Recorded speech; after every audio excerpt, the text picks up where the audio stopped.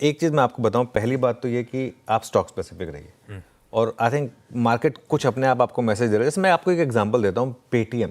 I think Paytm कल चीख चीख के आपको बता रहा था, जैसे परसों इटर्नल आपको चीख चीख के बता रहा था कि ये नंबर्स शायद थोड़े से अच्छे होंगे और उसमें आप थोड़ा सा रिस्क चाहे तो ले सकते हैं। वो मार्केट आपको कुछ हद तक हिंट दे देता है कि नंबर्स किस तरीके के रह सकते हैं। तो अर्निंग्स पर फोकस करिए पहली बात, और अर्निंग्स में आप स्टॉक स्पेसिफिक रहिए। ये भी हो सकता है कि एक ही सेक्टर की दो अर्निंग्स कंप्लीटली पोल्स अपार्ट हो, तो उसका भी आपको ध्यान रखना है। सबसे इंपॉर्टेंट है, अगर अर्निंग अच्छी है और कमेंट्री अच्छी है तो आप चेज करिए स्टॉक्स को। मैं बार बार एक दो एग्जांपल इसलिए ले रहा हूँ क्योंकि इनमें सबसे ज़्यादा पैसा बना है। इटर्नल, पेटीएम आज एक और एग्जांपल होगा। तो अगर अर्निंग्स अच्छी हैं और अगर आप उनको चेज कर सकते हैं। आज एक और एग्जांपल इसमें हो सकता है डिक्सन, शायद वो क्योंकि अर्निंग्स और कमेंट्री दोनों अच्छी हैं, शायद आज डिक्सन पोजीशनिंग के बावजूद फिर भागे। ये भी एक पॉसिबिलिटी है यहाँ पर। और आईसीआईसीआई बैंक एक और एग्जांपल था। आईसीआईसीआई बैंक के नंबर्स अच्छे थे, कमेंट्री अच्छी थी, महंगा होने के बावजूद आईसीआईसीआई बैंक देखिए 2 दिन में शानदार भागा और ऑल टाइम हाई के करीब पर आया। अर्निंग्स अच्छी हैं लेकिन, और अगर कमेंट्री थोड़ी सी कॉशियस है, वहाँ पर आप प्रॉफिट बुक करिए।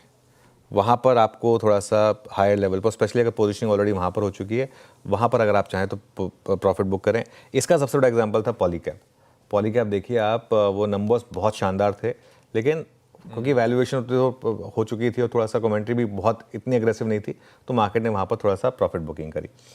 अगर नंबर्स ख़राब हैं लेकिन कमेंट्री अच्छी है, फिर पोजीशनिंग देखिए, फिर वहाँ पर आपको बड़ी ट्रेड मिल सकती है। जैसे हेवल्स, कल हमने हेवल्स ग्रीन में लिया था, आपको याद होगा, जबकि वो हेवल्स के नंबर्स काफ़ी ख़राब लग रहे थे।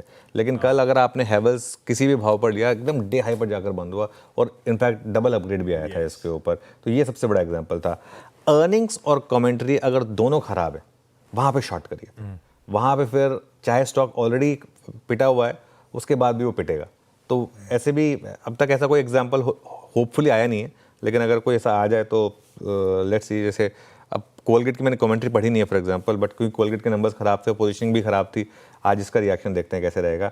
इंडेक्स में जहाँ तक बात है ना, इंडेक्स में इस समय ट्रेड नहीं है। हम इंडेक्स के लेवल डिस्कस जरूर करते हैं, बात जरूर करते हैं, लेकिन कोई कॉन्फिडेंस वाली ट्रेड इंडेक्स में है नहीं। और ज़रूरी नहीं है कि हम हर स्विंग पकड़ें, ये फंसाने वाला मार्केट है, दोनों तरफ फंसा रहा है ये मार्केट इस समय। और सबसे ज़्यादा घाटा ही ना इस बाज़ार में होता है। मैं बताऊँ आपको, बहुत लोग होते हैं जो ऐसी मार्केट में ना इतना पैसा लूज कर देते हैं, उसके बाद जब ट्रेंडिंग मार्केट आती है पैसा ही नहीं बचा होता, ना ही उनका फिर मूड होता है ट्रेडिंग करने का। कहते हैं ये छोड़ो यार, इस मार्केट में पैसा ही नहीं बन रहा है। तो ये मार्केट की गलती नहीं है ना कि अगर आप रोज कुछ ना कुछ निकालने की कोशिश कर रहे हैं। तो इंडेक्स से अभी नहीं बन रहा है, इंडेक्स में पैसा छोड़ दीजिए इंडेक्स को। अभी स्टॉक स्पेसिफिक रहने में पैसा बन रहा है, तो स्टॉक स्पेसिफिक रहिए। इसी के लिए अब हम भी ज़्यादा टाइम स्टॉक स्पेसिफिक स्पेंड कर रहे हैं। निफ्टी बैंक निफ्टी में हम बहुत कम टाइम स्पेंड करते हैं, हम इंडिविजुअल स्टॉक्स की ज़्यादा बात कर रहे हैं इस समय। बिग स्टॉक के नंबर भी बढ़ते जा रहे हैं।